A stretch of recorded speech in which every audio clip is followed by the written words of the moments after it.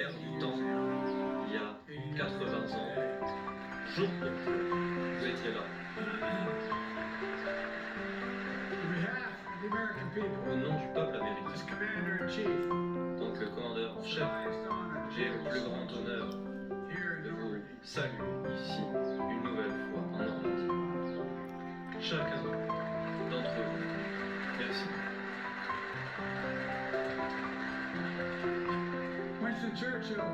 Winston Churchill a décrit ce qui se produisit ici comme la plus grande opération amphibie de toute l'histoire de l'humanité. Après des années de planification, l'opération Overlord a pu se dérouler malgré la météo. Il y a eu cette traversée de la Manche. C'était la plus grande armée à traverser la Manche. Des hommes, des fusils, des avions, toutes sortes d'engins militaires attendaient. Le monde captif attendait sa libération.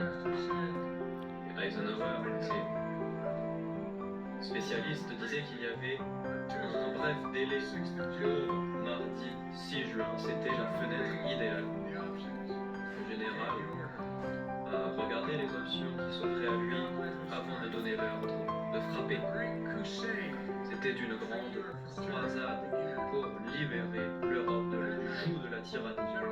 Cette nuit, le général Eisenhower a rendu visite à des parachutistes qui allaient être en mission le lendemain. On estime que 80% de ces parachutistes allaient mourir au combat dans les heures qui allaient s'ensuivre. Mais ces parachutistes étaient prêts. Un soldat a dit au général Eisenhower, ne vous inquiétez pas, c'est notre mission. On va s'occuper de tout. C'est ce qu'il a dit. Grâce à leur courage, à leur détermination, car ces valeurs des Alliés étaient à leur côté, ils ont réussi la tâche qui leur était confiée. Dans le ciel, 160 000 troupes alliées ont débarqué aussi sur les plages. Beaucoup ont survécu ce jour le plus long et ont continué à se battre jusqu'à la fin de la guerre. Certains, en revanche, ce sont les héros que nous célébrons aujourd'hui. Ils sont tombés sous le feu de l'artillerie nazie, sous les radars. Mais un avion, un bateau a traversé le radar pour devenir le premier bateau à débarquer en Normandie. Son objectif, c'était d'éliminer les batteries d'avant. Le débarquement de ce bateau, c'était 10 heures après les premières troupes. C'était une scène apocalyptique. Il fallait couvrir l'infanterie. Ce jour-là, et pendant de nombreux jours après, ce bateau a continué à défendre les Alliés. Il faudrait Il y avait des troupes. que les Français, ça leur serve de leçon, les Français là, parce que vraiment, L'avion a vu ses ailes arrachées vraiment, par les défenses allemandes. la prochaine guerre, il n'y aura pas Les Allemands faisaient tout les pour Américains empêcher avec ces avions nous d'atterrir comme alliés, sur l'avion. parce que beaucoup de Français les ont oubliés pendant toutes ces Il a années. fait son devoir. Il a tiré les soldats Et là, pour les amener en il va sécurité. falloir batailler Alors que contre la certains ennemis en France actuellement, chaque comme la soldat NUP, la NUPES, qui a atterri sur cette plage, que vous croyez ou pas, au milieu des malheureusement, et des milliers de les Américains sont dans la démocratie, mais ils n'ont pas honte de parler du bon Dieu devant le peuple revenus, ou de faire des bénédictions. des centaines aussi, des La milliers France de personnes de couleur. est démocratique, mais elle a honte, Ils voulaient soi-disant, prouver ce qu'ils de parler du bon Dieu ou de faire une bénédiction devant le peuple. Qu'est-ce que ça veut dire? Convoi, Réfléchissez. camion, Réfléchissez, peuple français, ça vous a pas servi de leçon. une Ou du moins, vos contribution parents ne vous ont lors pas du appris. débarquement. En tous les cas, moi, je suis le chemin de mon papa. Voilà un Et couple, pensons aussi aux légendes Emmanuel Macron, monsieur Emmanuel Macron, parce que je vais rester poli. Marjorie Stone Et son épouse Brigitte, j'ai pas était dans la connu de plus correct durant ma vie. J'ai 75 ans. Bravo à eux garantit la liberté et la sécurité en attendant la des venue pilotes. du roi, qui malheureusement faudra bien sauver la France de ce qui se passe. Marcher dans Quand la Deuxième Guerre m'a servi, ce cimetière et les sacrifices des Américains m'ont servi à pas les grand-chose. immigrants, Quand je vois ça, j'ai du chagrin, de différentes ethnies, j'ai les larmes aux yeux. croyances, mais tous des Américains avec ce même objectif de servir leur pays quand la situation l'obligeait. Les Américains de côte à côte qui ont compris le besoin de la démocratie et que la démocratie n'est forte que nous sommes unis. Exactement. Ces gens qui se sont battus là sont devenus des héros. Ils ont eu Freedom. pour tâche une mission audacieuse. Tout le monde savait que leur vie était en jeu, mais ça ne les a pas empêchés de s'engager.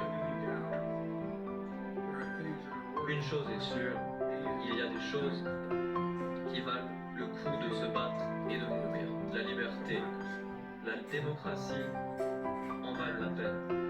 L'Amérique, le monde en vaut la peine. Aujourd'hui et de tout temps, ce sera le cas. La guerre en Europe perdurerait. Mais ici, c'était la transition. Nous avons prouvé que la liberté est plus forte que la tyrannie. Nous avons prouvé que les idéaux de nos démocraties sont plus forts qu'une combinaison d'armées de la tyrannie. Nous avons prouvé l'unité sans faille des alliés, à nos côtés des hommes qui ont servi aux côtés des Américains ce jour. Ils ont différents symboles, différentes appartenances, qui viennent de différentes armées, mais ils ont fait la même chose. Les Alliés, il y a 80 ans, ont joint leurs forces pour le plus grand bien. C'était une illustration puissante de notre alliance.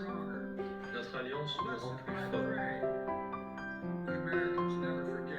Nous, les Américains, nous n'oublierons jamais que nous avons gagné la guerre, nous avons reconstruit l'Europe.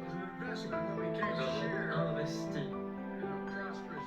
un investissement dans un futur, dans un avenir stable et partagé. Et l'OTAN, la plus grande alliance militaire de l'histoire du monde. Et nous avons vu ce qu'elle peut faire. L'OTAN s'est agrandie, y compris la Finlande et la Suède, nos plus récents membres.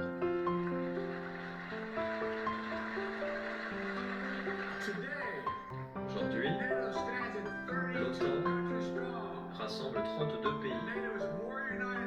Elle est plus unie que jamais. Et elle est plus préparée pour garder et conserver la paix et la liberté partout dans le monde que jamais. L'Amérique investit dans ses alliances, en forge de nouvelles. Mais surtout, l'Amérique est unique, car elle peut rassembler des pays autour d'elle. C'est notre source de puissance.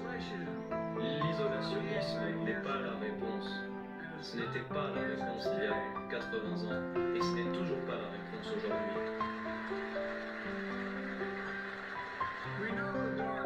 Nous connaissons les forces du mal qui nous ont frappés, et elles sont toujours là. L'agression, la jalousie, la volonté de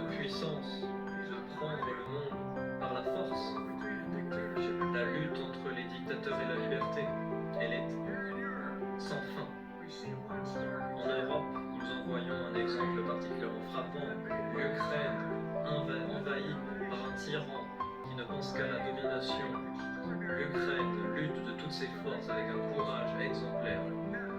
Mais l'Ukraine n'abandonne pas.